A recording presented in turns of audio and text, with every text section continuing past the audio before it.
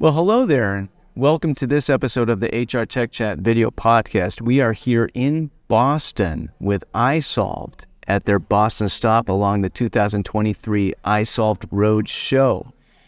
How many cities are you going to? So this year we've got planned 51, but we're already at the point, honestly, where they're going really well. So that number's already creeping up into the 60s, and I wouldn't be surprised if it doesn't go more than that, which is keeping us busy, right? That's a lot of road shows to fit in a 52-week year. Last time I checked. I was about to say, if you're keeping track, it's a 52-week year. This year anyway. This is Geoff Webb, VP of Solution Strategy here at isolved, and we're here to talk about something really interesting. And but first, Geoff, if you could just maybe introduce yourself a little bit to our viewers. Yeah, absolutely. So again, my name's Geoff Webb. I lead the Solution Strategy organization at isolved. And really the job of myself and my team is to constantly be looking at the direction that HR is headed and how things like technology and services could be brought together to not only improve the day-to-day life of HR practitioners by reducing their work and bringing more information to them, but really transform the way that HR operates within a business and really take it from very much an operational function to something that's much more strategic and transformative overall. So I get a great job out of a lot of this sort of stuff and a lot of conversations with HR professionals too. Yeah, I know that is really sort of the dream or the aspiration of so many HR people out there, is to move away from the tactical and sort of the reactive stuff every day and really becoming more strategic and people focused to become the people heroes that they want to be. And we have an idea today that kind of encapsulates this, and it's a really interesting one. It's called the Red Queen effect. And what is the Red Queen effect, Geoff? Yeah, so first of all, it's a reference from Lewis Carroll and Alice Through the Looking Glass, and it comes from actually a lot of the sort of perspective on evolutionary biology, which is the idea that predators and prey constantly evolve in conjunction with each other and in competition with each other. The reference really is the Red Queen tells Alice that you have to run faster and faster just to stay in place. When you think about what that means to an HR organization, I think it's very, very appropriate. We see HR teams being asked to do more and more and more, like to react and respond to changes in employee expectations, to change to the needs of the business. And of course, there's just relentless sort of drumbeat of new legislation, new laws, new compliance requirements, new mandates, and so on. So, of course, what they're doing is they're doing exactly that. They have to run faster and faster just to stay in the same place. And that's interesting. What's going through my head is who are the predators and who are the prey in this situation. And maybe that's not a road we want to go down right now. But in any event, yeah, running faster and faster to stay in the same place. And I know that this is a lot about the HCM maturity model as well. Mm-hmm. You move along from basic, I think, to I've forgotten all the ones you want to get to engagement at the most sort of progressive or enlightened end of the model. But how can how does an HR department know that it's running faster and faster to stay in the same place? Do they even know? Yeah, I think what we see is, when I talk to a lot of HR professionals, there's kind of an understanding that the pressure keeps mounting. And I find that so many of them are just swamped with the day-to-day tasks. We run regular surveys. So we survey ourselves, we survey HR leaders, and we survey employees across the US. And we do it pretty regularly so that we can stay in touch with how, the day-to-day realities of life for these organizations. We ran a survey of HR leaders. It was about 500 US-based HR leaders relatively recently, within the last couple of months, and I think we've literally only just published it. About 40-something%, low 40s, about 41, 42% said they are literally spending half to almost their entire day simply answering the same questions, doing the same things. And when you think about the pressures that are on an HR organization and HR leaders, and yet, what are they doing? They're spending almost the whole time just going through the same things. What's my payroll? How do I book a vacation day? Who are my beneficiaries for these? How do I enroll in this? Same questions over and over again. And yes, they, you try and sort of minimize that. There's a lot of cut and paste, and here's how you find that. But it still has impact on those teams. I had a story, I was talking to a HR leader yesterday. One of the challenges they had was the employees know who all the HR department is. They know them all. And so what they would do is they would have a question and they would email it to everybody in HR. And everybody in HR was then running off to go find the answer. So not only was it a question eating the time of one person, it was actually eating up the entire department. It was like they were all rushing to go find the answer to this question, and it would be the same set of questions over. So to answer your question directly, I think there's a combination of a sort of an emotional sense of we're drowning in the day-to-day, and then there's just hard statistics that show that HR teams they're not falling behind, but what they're doing is they're just like very much the Red Queen. They're having to go faster and faster and work more and more simply to stay to some degree on top of all of the requirements and requests that they have. And I think when you have those conversations with HR teams, it really does resonate. Though, yeah, that's us. And that's what we're having to do.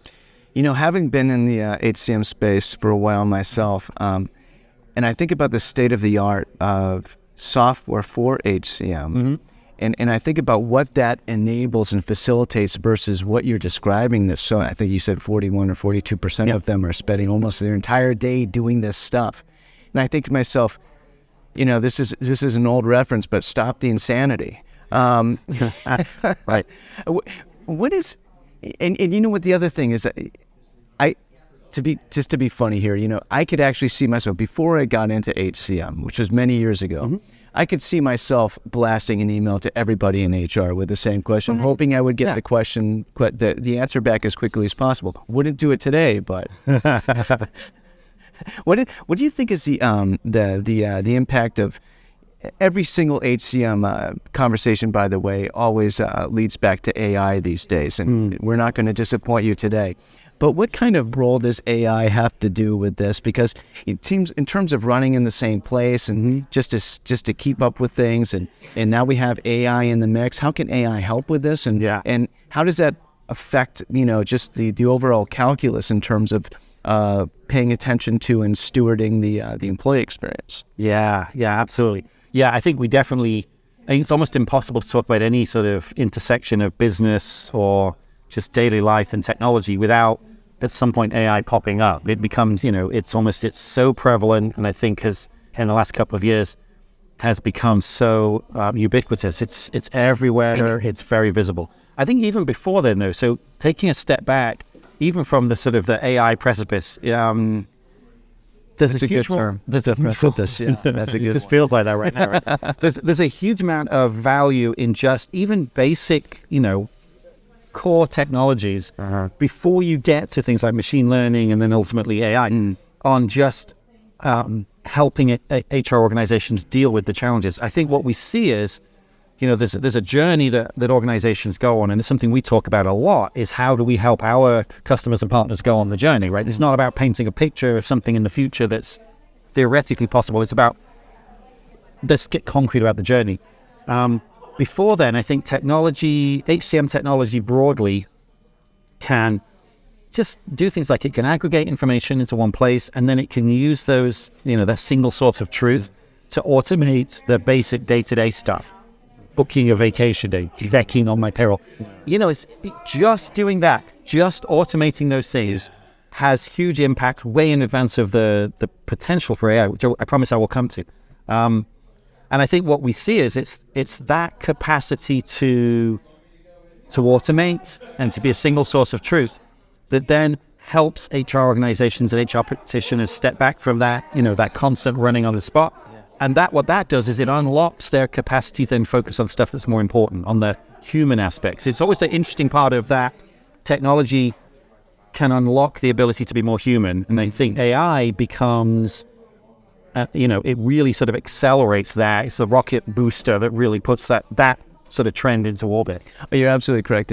And it is really a game of incrementalism there, right? Because this is not about just taking away of everything that was holding you back, all this tedious work, and then all of a sudden you're fully strategic. Right. This is a game of attrition. You're losing some of that inefficiency slowly, and that's actually a good thing because you're learning over time how to be more strategic, and you're not sort of thrust into a situation where you have to be suddenly completely strategic. You're learning along the way. Yeah, I mean, you know, when you build a house, you start with the foundation, right? A solid foundation is what you build on, and I think the capacity of like even the core HCM technologies to provide that foundation for growth for an HR organization is still relatively untapped, even today. Even though there's a lot of HCM technology out there, I think there's a lot of opportunity to just utilize that and then get to the real power with the machine learning and AI. Well, the other thing that you mentioned just now, which is really interesting, is that we have, I have a lot of large organizations. Some large organizations, they still have sort of clunky HR processes and all this, but some of them are very mature in their HR.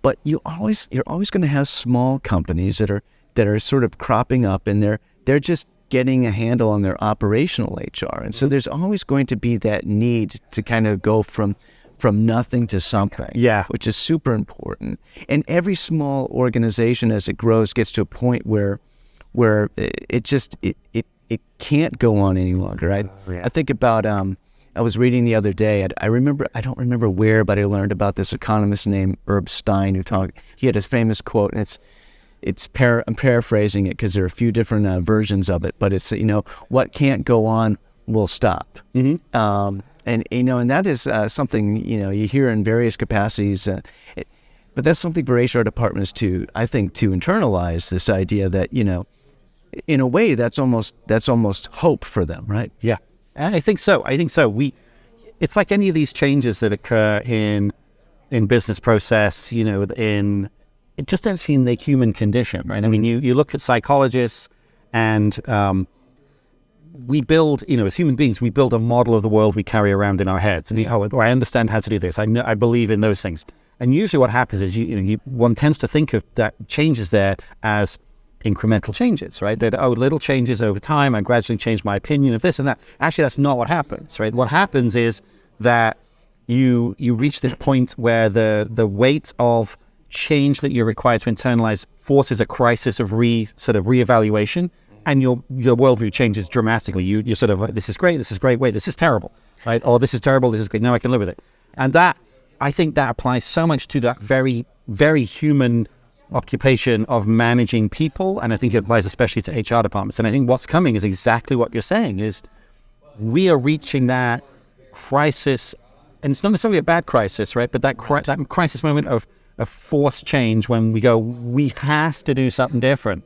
You can't just hiring another person or working somewhere else isn't going to change the fundamental underlying drivers of change here.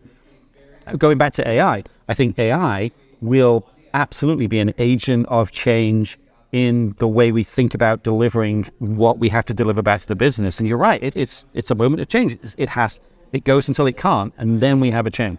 Oh, it's a moment of urgency, right? And we're in a spot right now where it's really interesting. We've measured the success of business in a certain way for so long, and not to say that it's wrong, because it's not wrong, but we've learned over time, I think, and there are smarter people out there in academia and whatever that probably have followed this for longer than I have, but where we're no longer looking at the success of business as narrowly as what can be, quantified or calculated for an accounting spreadsheet. That's only a piece of the puzzle, right? And what's interesting about this sort of elimination of inefficiencies in HR, it's important at the same time for organizational leadership and HR leaders at these organizations to remember that, okay, the goal here is not only to get rid of the inefficiencies, because we're more than that as an HR department. Right. Yeah, agreed.